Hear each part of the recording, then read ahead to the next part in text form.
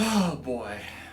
I'm really worried, guys. I was browsing random blog spots on google.com when I saw the most disturbing post I've ever seen. It turns out that any second now, every single good video game that's ever been made is gonna spontaneously disappear, which means that all the bad video games will be left here. I couldn't find my favorite copy of B-Movie Game anywhere, which means that the good video game rapture is about to happen right now. Oh. There it is. Even so, I read this on a random blog, and random blogs have never steered me wrong. Except that one telling me to invest all my money in a random shoe company, but that is beside the point. Let's not waste any more time. It's time to start talking about the best video games ever made, starting, of course, with B-Movie Game. Wait a second. What is this? There's Left Behind game? Based on the popular series Left Behind? Well, I guess I should drop everything else I'm doing right now and play it. It's not like time is of the essence or anything.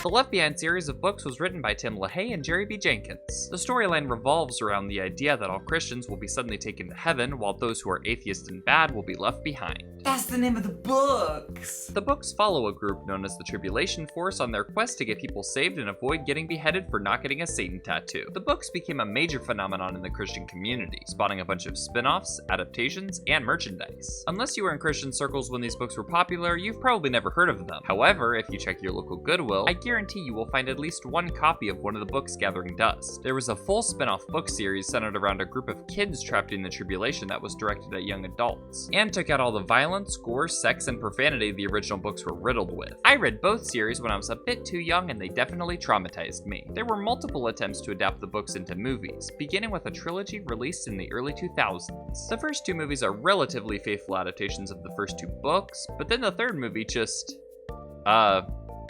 does whatever it feels like. There's poisoned Bibles and the president is the main character for some reason, but also it's the best movie of the trilogy, so there's that. Gordon Curry's performance as the big bad Antichrist is actually really good, and he completely steals the show. Kirk Cameron is also in these movies. He's okay, but I've never been a fan. They rebooted in 2014 with a new movie starring Nicolas Cage in a thrilling, action-packed film where they have to land a plane, and the whole time you're thinking, are they gonna land the plane? But then it turns out that, spoiler alert, they actually do land the plane. What a big miracle! It's basically Speed but with a plane and very boring. They tried another reboot in 2016 with an attempt that can only be described as Christian Twilight 10 years too late to cash in on the trend. It follows a group of teens trapped in the tribulation, and the central conflict of the film is as follows. Which of these two gentlemen will the young lady choose to be her boyfriend? And that's the movie, I'm not joking, that is the entire movie. Oh, and they also totally ripped off that part from the Walking Dead Telltale series with the Cannibal Farm. Two reboots were clearly not enough, so they try to get in 2023 with everyone's favorite, least favorite, washed up, far-right, extremist, conspiracy nut, pseudo-Christian, adjacent actor Kevin Sorbo. A man who is most famous for his hilarious parody of Christianity in the hit film Let There Be Light. What right do you have to impose your religious values onto somebody else? Well, what right does ISIS have to cut people's heads off? That's a powerful point. This movie is very, very bad. They made the Antichrist a boring, stereotypical villain with no discernible personality traits other than, I'm bad, let's all worship Satan. It's also weirdly political and tries to tie COVID into the rapture for some reason. Very bad, do not watch. But who cares about books or movies? Those things are for nerds. Today we're talking about one of the weirdest adaptations of a franchise I've ever seen. The official Left Behind video game adaptation. There's a lot of stuff in the backs. Developed and published by Left Behind Games Inc. and released for Windows on November 7, 2006, this game stirred significant controversy due to accusations from some heavily biased sources that it promoted violence against non-Christians. One of the primary sources of this narrative was the website Talk to Action, where author Jonathan Hudson made the following claims. Imagine you are a foot soldier in a paramilitary group whose purpose is to remake America as a Christian theocracy. You are issued high-tech military weaponry and instructed to engage the infidel on the streets of New York City. You are on a mission, both a religious mission and a military mission, to convert or kill Catholics, Jews, Muslims, Buddhists, gays, and anyone who advocates the separation of church and state. All who resist must be taken out with extreme prejudice. You have never felt so powerful, so driven by a purpose. You are 13 years old. You are playing a real-time strategy video game. Wow, either Mr. Hudson is straight up lying and exaggerating elements of this game, or this is one of the most offensive games ever made. I'm more inclined to believe him though, since people never lie on the internet, but just to be safe, I'd better check this game out for myself to see if it's as bad as he claimed. First things first, this game box is huge. I don't think I've ever seen a game box so thick before. The reason the box is fat is due to it containing not only 2 game discs, but also a lengthy manual that goes into intricate detail on the gameplay. On top of that, there's a small copy of the first Left Behind book. I think this is a really cool thing to include. Rayford Steele's mind was on a woman he had never touched. That's inappropriate. That's not I appropriate. tried glossing through the manual and I'm immediately overwhelmed by how densely complicated this game is. This manual is longer than the Book of John. Let's start the game now. Oh no, it's rated T for violence. My innocence is going to be robbed from me. The intro begins to play and we see, a bunch of ghost missiles flying up into space. It turns out we're witnessing the rapture, the thing in the books where all the Christians go to heaven. And plot twist, it's not even an opening cutscene. This is just another logo for Left Behind games. Okay, now this is the real intro. Throughout history, men and women have chosen one of 3 paths. McDonald's, Wendy's, or Burger King. This intro goes over what I've already said. It's the basic premise of the franchise. For those left behind, That's the name of the thing again. the apocalypse has just begun. I've been a big fan of post-apocalyptic stories for a while. Telltale's The Walking Dead made me sob uncontrollably when I finished it. Both Last of Us games were incredibly immersive and extraordinarily well-made games. And don't even get me started on the best apocalypse movie of all time. 9. The number 9. That Frodo guy from Spy Kids 3 to Game Over was in it as 9. He was 9. That was a pretty good one. I have unreasonably high expectations for how this game handles the post-apocalyptic setting. From the opening cutscene alone, I'm excited to see how they've translated the Left Behind franchise into a video game world. The possibilities are endless. Looks like our options to start the single player content are tutorial and storyline. Guess we'll start with the tutorial to learn how to play the game. That shouldn't take too long. That took an hour and I still have no idea what I'm doing. Eternal Forces is an RTS or real-time strategy game, which is a genre of which I've never been a huge fan. I've tried a few from time to time, but they've never held my interest for very long. No RTS game has ever confused me quite as much as the Left Behind Eternal Forces tutorial. There's 3 different tutorials, and the first is mainly about how to move units around and move the camera. Every time you move the character, he has like 3 generic lines he says, so that's not gonna get old. With all speed, consider it done. Praise the Lord. I also found some in-game advertisements for GameStop, EB Games, and McGruff the Crime Dog saying not to do crime. That'll do a lot of good in the apocalypse. The first tutorial covers the basic controls, HUD elements, and camera. It took 10 minutes to just learn that stuff, and that's not even real gameplay yet. The next tutorial goes into detail about recruiting people to your side. You've got to find neutral people and talk them into Christianity to join your quest. You can also read their life stories, which are written like chick tracts. I don't know how many of these unique character backstories were in the game, but I spent a good amount of time reading through a few of them, which was a very good use of my time. Roger Scotland felt the need for speed from the time he was 2 years old. He was on a speedboat on a lake near his home in Rifle, Colorado, watching his sister water ski behind them, the air through his thin hair, the thrill he felt in his stomach, and the roar in his ears combined to take control of him, giving him a taste of what he wanted in life. Nobody knows why Bladley likes B-movies so much, but he loves to hold all of his copies of the movie and add even more to his collection. One day, he went to the kitchen and got himself an ice-cold Mountain Dew. And then, he drank it. And then he played B-movie game on the Wii and won the game so many times.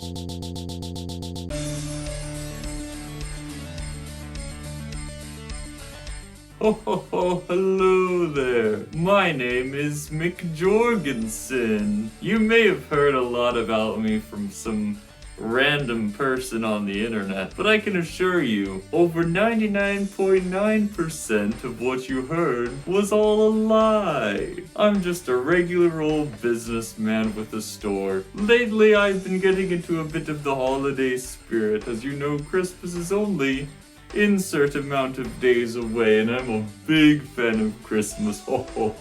And I thought, why not start celebrating Christmas now? Than having an amazing sale for all of you people who have been lied to by some random person. That's right, we're having a sale at McJorgensen's House of Supplies. Many products will be on sale, including but not limited to a whole bunch of bananas. We bought too many bananas. Please buy them. They're going bad. They're starting to smell weird and look funny. For all of your kitchen needs, we have pot holders. I'm selling a random wallet I found. It's got some stuff in it. A couple cards. Maybe you could find that useful. Some guy left it. I don't know. It's just a random guy. I don't know. There's a big cane. If you're into canes, if you want to look old, get a cane at the supply house of my store. And last but not least, we have a signed copy of Blues Birthday Adventure signed by Mr. Steve Burns himself. Just listen to some amazing reviews from some fantastic people. Hey guys, go to McJorgensen's House of Supplies right now and buy all of their products. I love McJorgensen's funny store so much. I go there all the time. And I buy so many things from his store. McJorgensen is a personal friend of mine. Recently, I was kidnapped and held hostage for an undisclosed amount of time, and McJorgensen was there for me, and he's helping me pay for my lawyer. It's so cool. Go on down to McJorgensen's House of Supplies. It's really cool. So I went to McJorgensen's House of Supplies and I asked him if he had any copies of B-Movie. I was trying to add another one to my collection. All he had was this Father of the Bride double feature, and this random sticker, and a little Uno deck.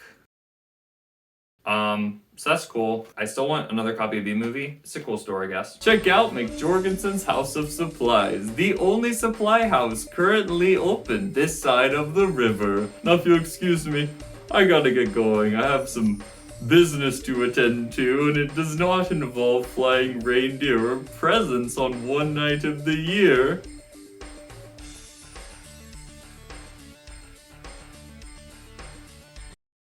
Depending on what recruits you make, they can be given different occupations. Men can be disciples to recruit others, builders to convert buildings into useful assets like banks or hospitals, soldiers to battle evil, or medics to heal others. Women can be medics or singers. I'm not joking, women can't battle or build because the creators of this game are sexist. Buying buildings and converting them into spiritual training grounds is an important mechanic. And here's where the game starts to look a little controversial. You're literally turning converts to Christianity into soldiers with guns. On the surface, that looks pretty bad, and that's actually where the tutorial ends off, so we'll have to start the main campaign to see what our ultimate goal is in this game. And then the game froze to a point where it took over my desktop and I wasn't able to exit the program, so I had to hard restart the computer. Thank you Left Behind Games for unintentionally creating a very effective virus. Let's check out the main storyline, starting with an incredibly campy live-action intro cutscene showing the events of the Rapture. You've got a young boy playing catch with his dad in the streets of New York, a lady serving coffee to some businessmen, a nice dude buying some food for a homeless man, when boom, they disappear and their clothes are left behind. That's the name of the thing again. We get a look at Nikolai Carpathia, the evil Antichrist who seized control of the entire world. Well, more accurately, control of this building. He's got these bodyguard guys that follow him around, and some really epic music plays when he walks up the stairs.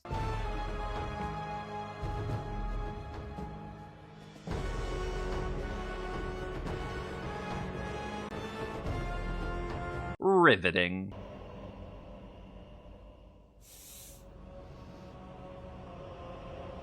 This is my time. Not if I have anything to say about it. Oh no, Ray Skywalker, you've been taken captive by the evil Springtrap from Vanessa Freddy's and his whole army of people, including Chica and Yellow M&M and Mario, Minecraft, and Purple Guy are in my way. I gotta stop them.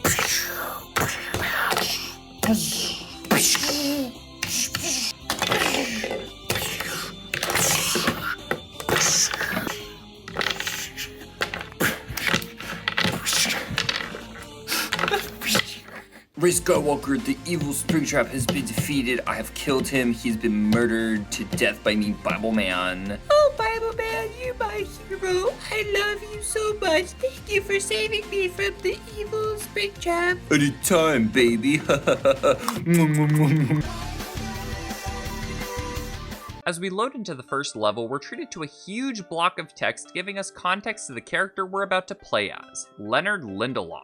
He was at some camp with a bunch of missionaries or something when all of the missionaries disappeared overnight. He returned to New York City to discover that some buildings were gone, burnt out, destroyed, but most were still there. Leonard realizes that he must find other people who agree with him about why everyone was left behind. I'm not gonna say it again.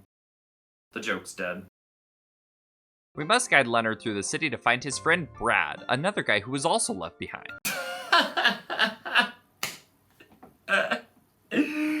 That's the name of it. That's the name, you know, the name of the thing. That's the name of it. That's the name of the thing. Despite having already completed the tutorial, I've already forgotten the controls, but in no time I remembered how to move forward. Some very rude lady was rude to me, so that wasn't nice. Don't talk to me. I don't know you. You don't know me. Leave me alone. Next, Leonard bumped into a dude who warned him about the evil musicians and their evil electric guitars. Beware of the evil musicians.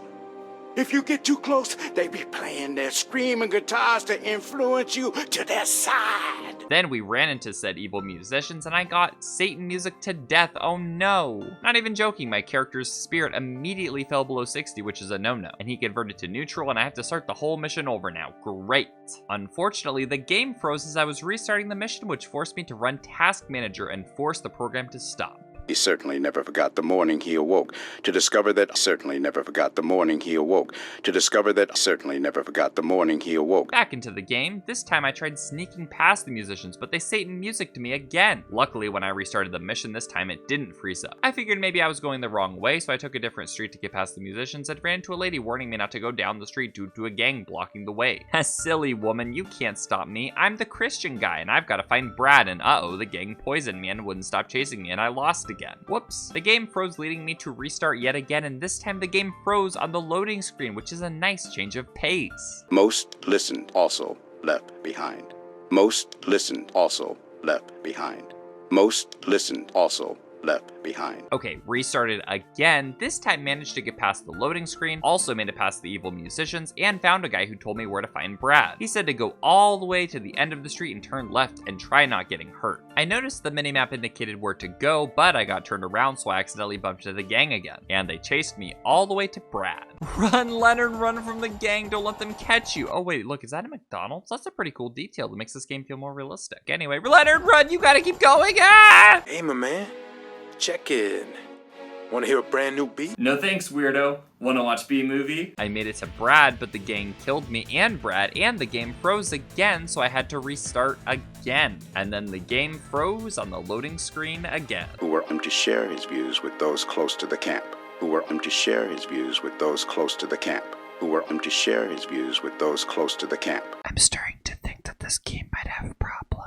Okay, game restarted again. Didn't run into the gang, so I made it safely to Brad. We had to go together to the church to meet up with Taylor, but on the way, Leonard turned neutral, so we lost the mission, and I had to restart. And as you could tell by my mouse movements, I was thrilled that this happened. I decided to take a break from trying to play the game and decided to check out what else the menu has to offer. There was a game music option that when clicked, crashed the game. That checks out. I tried again, and this time it worked. We've got a music player with 4 songs from the game's soundtrack. We've got Tata Vega, Jeremy Camp, Cutlass, and Smokey Norfolk. I like Jeremy Camp just fine, but I have no idea who these other guys are. Let's take a quick look at the multiplayer mode. We can either create a game or join one, and look at that, not a single running server at the moment. That's crazy. When you create a game, you're given the option of LAN play or online. But unfortunately, you need at least 2 players to start a multiplayer match, and I don't know anyone else who owns a copy of Left Behind Eternal Forces, so the multiplayer mode will forever remain a mystery. There's also credits.